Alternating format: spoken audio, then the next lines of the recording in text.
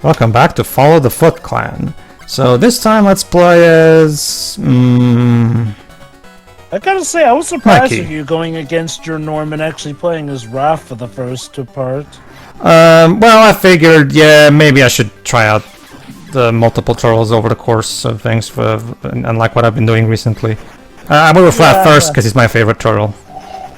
Oh wait, Raph's your favorite? I will admit, I thought Leo was your favorite with how much you always No, that's played Deji. him. That's Deji. Raph's my favorite. Leo's my second favorite. After that it's Mikey. After that is Donnie. Donnie's So- actually, I know I'm basing it off the 03 series, but my favourite turtle's always been Donatello. Oh yeah. Yes, the one voiced by Sam Riegel. Raph, even as ever since I was a kid, I've always had Raph as my favorite for two main reasons. First off, Rob Paulson. That's the first major reason right there.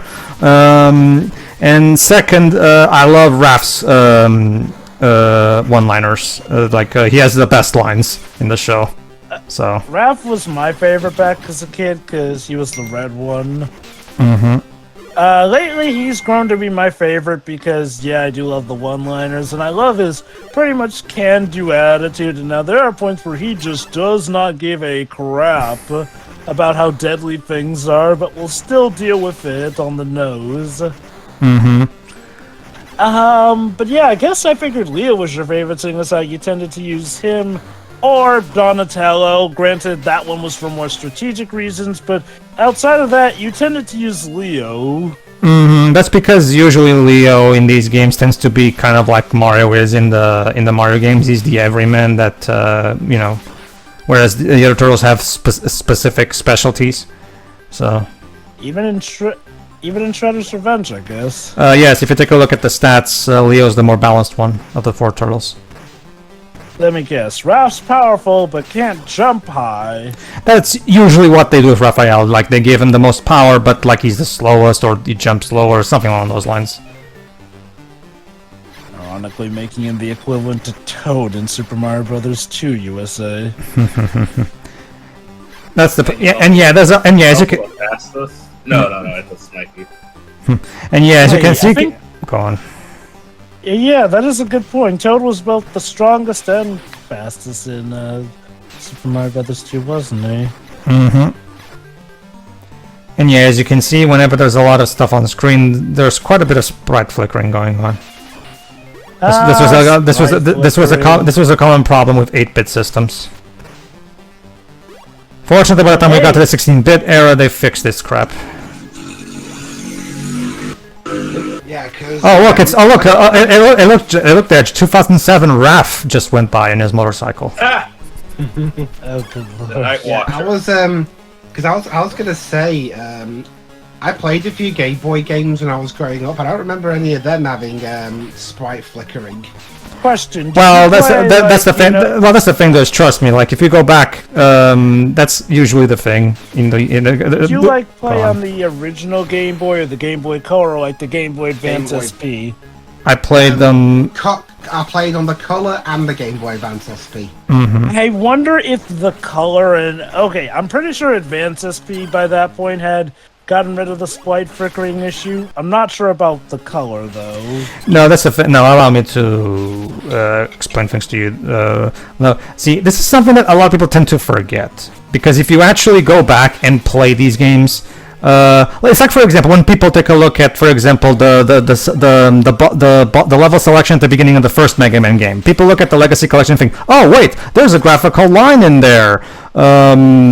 That's an emulation problem. Why didn't they fix this?" And I'm always the one who goes, "Guys, no. If you actually go back to the original hardware, that's how it looked. That's actually part of the game. That was a problem in the original code to begin with." Trust me, Dwebs. A lot of these games that we played in our childhood, there's a lot of problems that we'll notice if we start playing them now that we never noticed before because we were kids. We didn't know any better. So it really is one of those cases where a lot of people don't realize. No, actually, it was always like that, guys. Actually.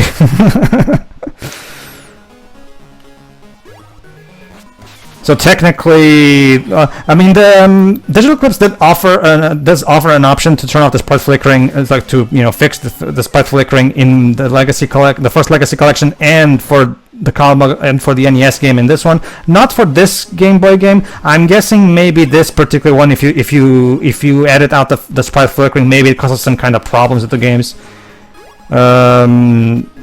Because who knows, maybe the game uses too much memory or something. Again, there's a lot of technicalities involved in terms of patching out this shit, so...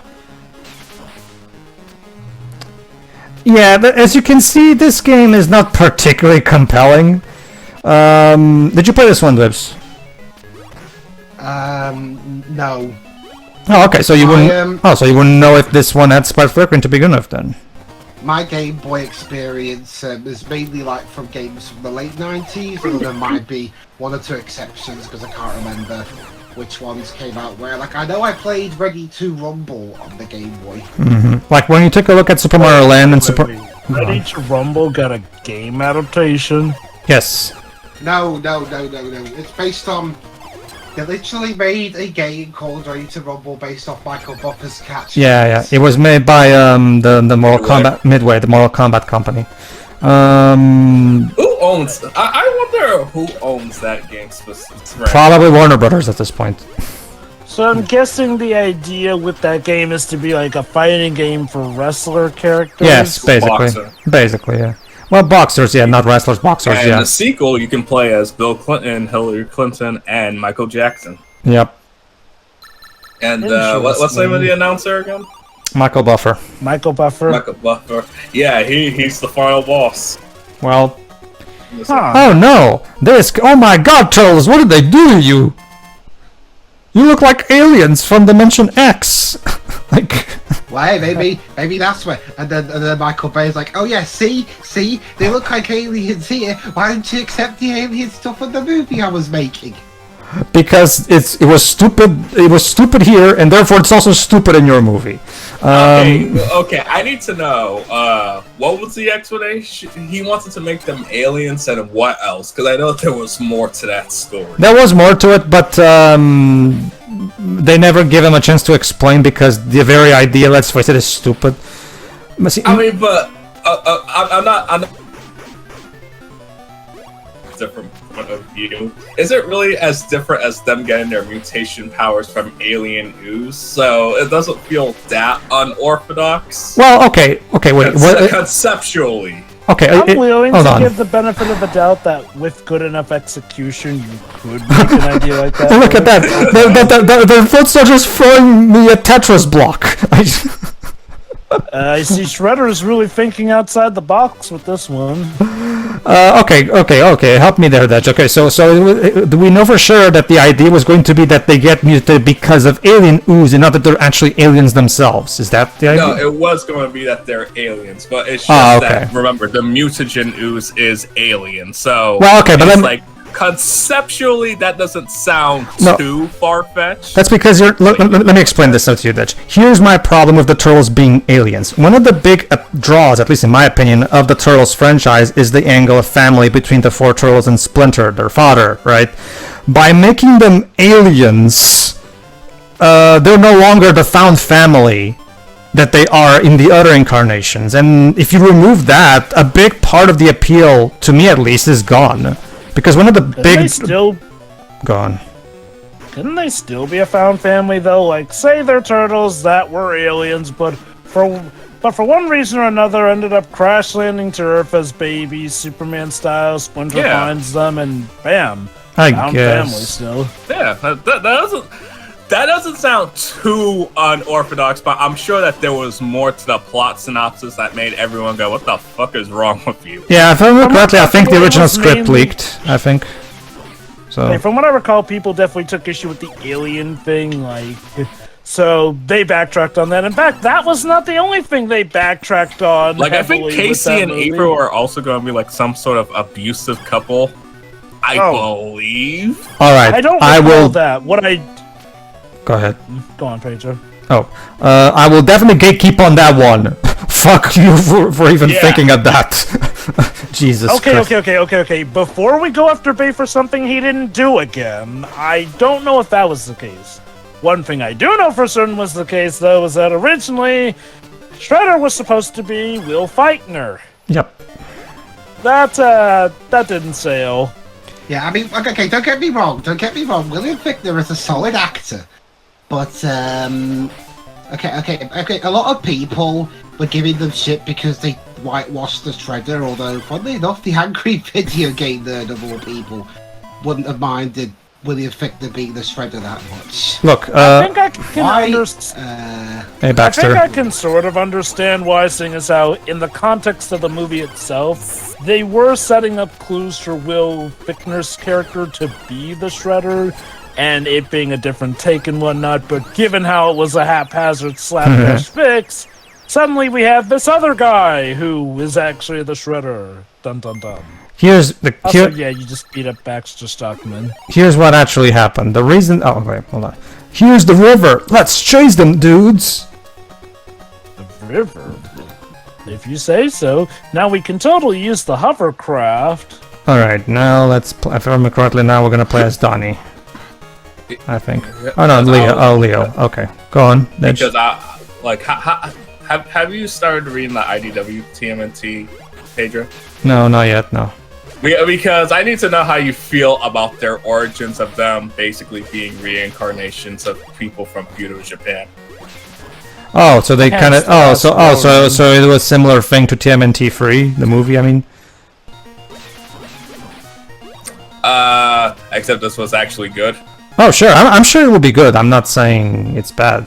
No, but it's like they were humans. A found family, like Splinter was their, Sure. Amato Yoshi was their father, and the Shredder killed them all, and they were reincarnated into a rats and 4 turtles that were in Baxter Stockman's lab being experimented on, and April O'Neil named them. So in case you're wondering where the whole the Bay that produced Turtles film with April naming the turtles in a lab came from, yeah, they took that from the IDW comic. Interesting. Well, except she's a college student, and she was working for Stockman for an internship. it's interesting Like because the 2003 show. it's interesting because is there any do they explain how that works? Like, do they or is it just like they reincarnate as turtles just because? I haven't read I'm not too far into it. I think they give an explanation, but that's part of the mystery. It's like, how did that happen? I guess. See, here's what actually happened. The reason they were trying to do the whole aliens thing is because they were trying to recapture the success of the Bayformers movies. They were trying to take a lot. They were trying to do something similar. That's my theory, at least. I mean, honestly, given that the Transformers are always aliens, I feel like that's a weird thing to suggest that they were doing that specifically in conjunction with the Bayformers film, because, to be fair, the Transformers being aliens is not something unique to the Bayformers. Oh no, that is true. That's not what I'm saying. What I'm saying is that the Transformers movies were very successful, and they were trying to capture that success. So let's for lack of a better term, transformize this franchise, basically. That's the feeling I get, because, like when you take a look at the tone and the overall way these movies are made, they feel like they're made out of the same mold. So I guess I just don't see it, really. I need you to go rewatch those movies, then watch a Bayformer movie, and then you'll be like, oh. Yeah. Like, it's one of those cases where... Pedro and I marathon all those movies. Bayformers movies? No, he means the TMNT. The TMNT movies. Ah. Well, you got some good, you got some bad, and then the ugly. Yeah, that's actually a very good word to use to describe the 2014 movie, actually. man, look, all I'm saying is, in terms of theatrical releases, we didn't see Mutant Mayhem. I haven't seen it. Man, they really did peak with the first one. It's one of those things where it's just like, apparently Mutant Mayhem is really great, but I haven't seen it yet. I've seen it. I've heard some people debating whether or not it's fine. I'm guessing solid. It's solid. Okay, go on, I've Java. heard some people debating whether or not Mutant Mayhem is like the next best thing since sliced bread, or if it's just a very good product, or if maybe people are overhyping it just a bit much, as supposedly the greatest take on Turtles. I'll see for myself when it gets online. But yeah, in terms of Turtles movies, I know a lot of people really do like the 2007 film. I need to rewatch that film to form a Here's my opinion on it. Sorry, finish. I'll admit, like, as someone who had originally thought it was going to be live action based off of how the trailers were shot at the time, I was a bit surprised at how it is actually CGI, and, well, I don't have a problem with it being on CGI. In fact, I will argue the way the movie looks is the best thing about it, to be honest. So that movie is going through the prequel eras as revisionism. Oh no, this movie was actually an underrated gem. No. Let me put it this way. oh, okay. To be fair, people already liked it even before that point, so I wouldn't say it's just a recent thing where people are going that, oh, the movie wasn't bad. I think they're just kind of. I mean, they're fine. I mean, I've seen. I have seen all the Turtles movies now, and even the worst moments of the Bay movies are better than, say, the Ninja Turtles 3. Yes, definitely. 3 was. Oh, Shredder. And that's the thing. Yeah, Shredder. I don't even dislike 3 for most of the same reasons fans do. I dislike it because I just think it's really dull. I dislike it because it literally writes all 4 Turtles as if they're a bad interpretation of Mikey. Also, the plot is nonsensical.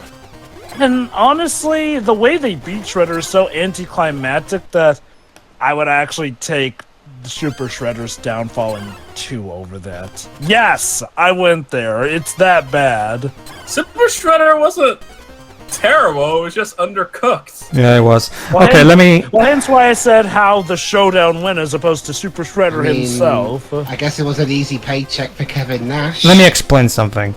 Okay, here's the thing about the 2007 movie. First of all, I want to make sure to the people listening to this that I have no problem with a serious, gritty take on the Turtles. That was the... That's how it started. That's how it's... Well, to be fair, Deji, wasn't the point of the original comic to parody the comics at the time?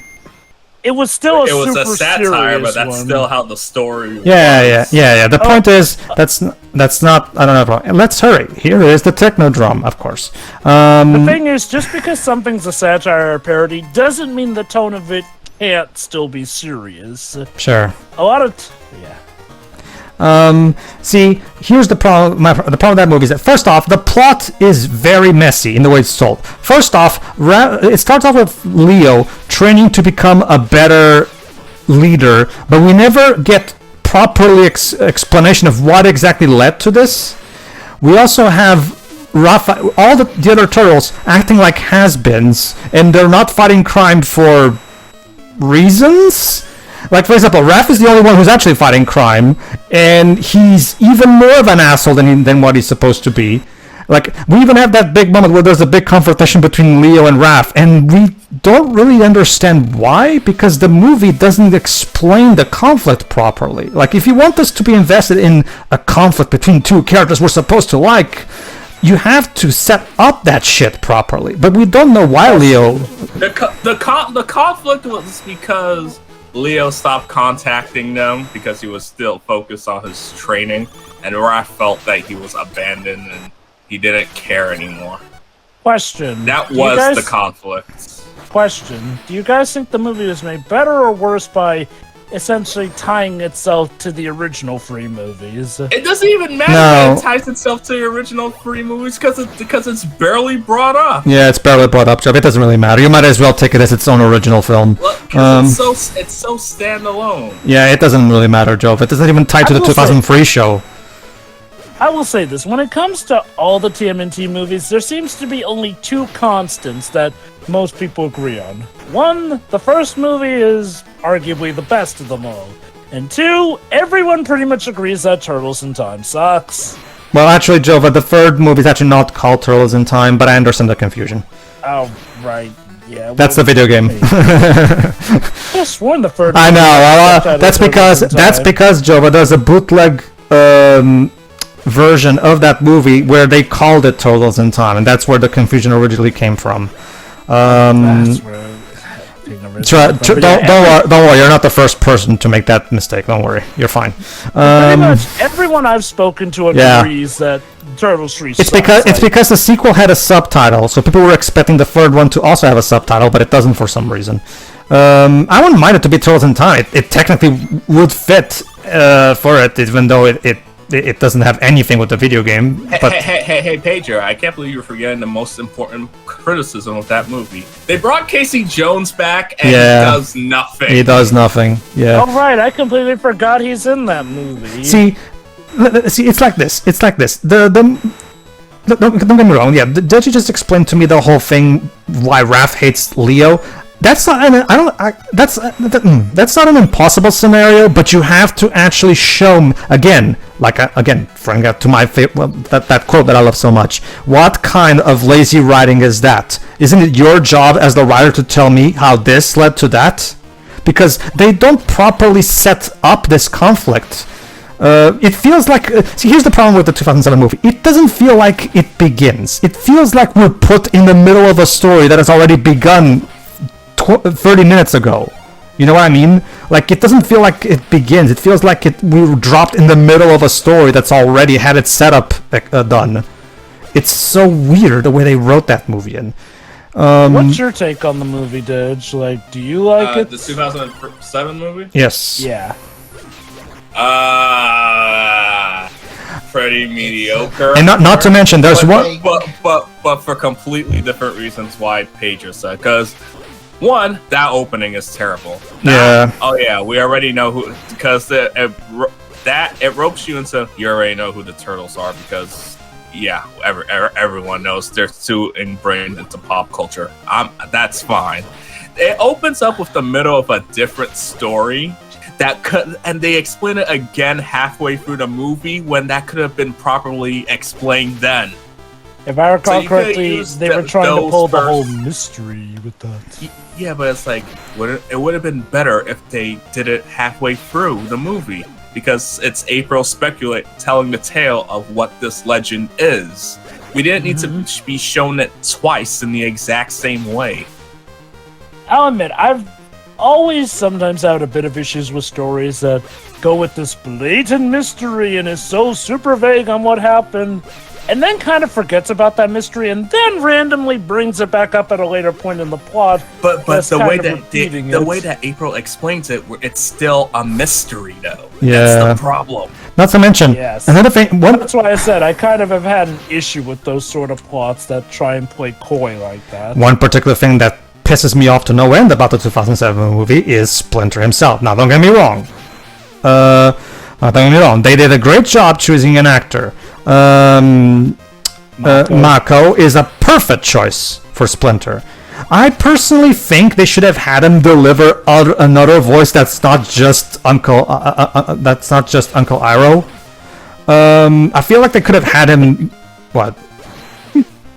Sorry, I just coughed. Oh, okay. I feel like they could have gave him some other kind of voice direction, because he sounds just like Mako. I mean, don't get me wrong. I like Mako. Sorry. He was like Uncle Iroh at that point.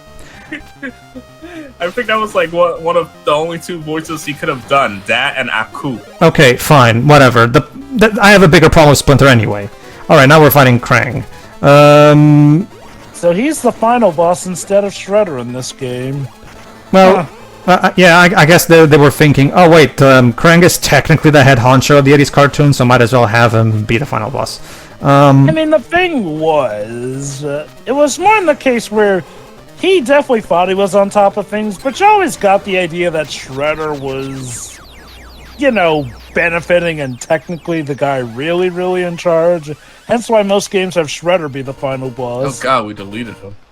He went back to Dimension X. I think that's what we're supposed to interpret from this. No, here's my big problem with Splinter, though. Also, Careful there. That's a reference to the cartoon, believe it or not. There's actually a moment in the cartoon that's like that. Oh my god. Go ahead, Jova. Save me. Thank you, turtles. Now please take your hands off my breast. Yeah. Anyway, my big problem is when Raph... I hate that scene. Raph goes to apologize to Splinter, and he says, and I quote, I get it now. I get that there's a reason why he's the better son and I'm not. Okay, first off, Raph, that's the wrong message you should be learning. Second... Oh wait, guys, the epilogue. Okay. Freak the Foots. Go ahead. Freak the Foots mangled the Mousers and totaled the Technodrome. That's Turtle Power. Yeah. No, that's not how you say it, Deb. So, go ahead. But what about the Shredder and Krang? Turned to toast? Vaporized to milkshake? You're not funny. Stop it. Or escaped to Dimension X? Yeah, that's usually what happens, It's totally the first one. Until we know, none of us can sleep safely in our beds or shells. You actually say it like this. There's Turtle Power! But, Again... Get on with it. You're saying that Raph apologized to Splinter. Okay, so Raph's like, there's a reason why he's the better son and I'm not. Okay, first off, Raph, that's not the lesson you should be learning from this. The lesson you should be learning from this is that you shouldn't be an asshole. But then Splinter says a line that I absolutely hate with every fiber of my being. He literally tells Raph, "You may not be my favorite student. It does not mean that you're my least favorite son." And I'm like, wait, so you play favorites? Splinter plays favorites. What? I still think you're looking too deep into that. No, I'm sorry. He literally says, by saying that, Dej, he's admitting that he has a favorite son. And if I may, my take on that has always been the writers just did not think that line through. That's clearly not what they meant, but they wrote it, and yeah, it can give off that inclination. Look, just be glad that it didn't get a sequel, because the original plan was Mikey feels like he's useless and he decides to join the Foot. No, bye, I'm done. Okay. That's the ironic thing. Remember, TMNT 2007 was actually a commercial success. The only reason we didn't get a sequel was because the Hey, Krang. The end question mark? Was it the deal with Nickelodeon, Jova? No. It was because the studio wants to go make Astro Boy, and unfortunately that movie was a financial flop and killed the studio. Yeah, ironically, it's because of Astro Boy we didn't get the sequels. Basically, these are the bonus games. No, see, here's the thing. Yeah, it's the real thing that happened was probably what Jova just said. Probably they didn't intend it that way, but that line is so sloppily written, it genuinely can come across like that. And the reason I'm so angry about that is because, remember, Splinter's supposed to be the mentor archetype. He's meant to be the Obi-Wan Kenobi to the Turtles, Luke Skywalker. He's meant to be the voice of reason and experience and helps giving them guidance. That's how I would have worded the scene, honestly. Have him say, "You may not be my best student, but that does not mean that all hope is lost for you," in the sense that, yes, Raph may not be his best student, doesn't necessarily mean he's playing favorites. He's just observing that Raph's at a certain skill level that is lacking in comparison to Leo. As opposed to him saying favorite student, which, does give off the inclination that he plays favorites, which... yeah, that's actually kind of discouraging, because then that would imply that no matter how good Raph is, Splinter might never really respect that because he's not his favorite. Remember, the Splinter's not just their master, he's their father. He gets smaller than zero. I don't know, Dibs. This is the thing, remember, Splinter is their father. They even call him father in the O3 show, if I remember correctly, right, Dej? Yes. Have you seen Rise of the TMNT, Pedro? I've saw the movie, if that helps. The point is... Which in my defense, was a mistake for us to do, because that movie is an epilogue to the show. Yeah, it's one of those... I myself said that, this is clearly meant as a conclusion to the show, so it's kind of hard to understand this out of context. But the point is, Splinter is their father, and any psychologist will tell you that parents who play favorites, that's a problem. So that's why I have a problem with that line. Again, probably not intentional, like Jova said, but it doesn't change the fact that that line is so sloppily written and can genuinely come across like that. Go on. My guess is that in the writer's mind, the idea is like, well, Raph says, oh, I'm not the favorite son, but then Splinter says, you may not be my favorite student. My guess is that in the writer's head, Splinter saying that Raph wasn't his favorite student would be made to negate the idea that he wasn't his favorite son or whatnot. Again, though, the problem is just the inclination it gives that in their training, Splinter plays favorite. So sure, he may love his sons equally, but apparently when it comes to them being students, yeah. See, the thing is, it's also Raph's more apology. I know now why he's the better son than me, and I'm like, no, Raph. The lesson you should be learning, even though I disagree with it, is that you shouldn't be out there vigilanting on your own. Even though, see, another problem I have with that movie is how, for whatever reason, the Turtles all treat fight criming as something that's don't do that. That was in the past. And why aren't you fighting crime anymore? Nobody's stopping you. Because Shredder was defeated. That was it. But there's still crime. But it's New York. There's crime all the time. Well, okay. It felt like small potatoes. Like it's just smaller. Deji, any superhero worth his salt will never turn away at a crime, no matter how small. I guess that was sort of supposed to be part of the message, essentially. Like, I get it. From their ideals, the regular authorities could handle stuff now that the Shredder was taken care of, essentially. Since without the Shredder, you know, it was just pretty much regular crime at that point. Okay. I'm not saying it's perfect, but I'm just tapping into the logic. We're doing fine. Okay, so sorry about the tangent, but as you can see, this game is not exactly particularly interesting. You see, so, but let's still do some final thoughts. Dej, what do you think of this one? Well, this game looks like a video game that was made during times to capitalize on a popular TV show. Yep. Ditto. What Web said, Jova.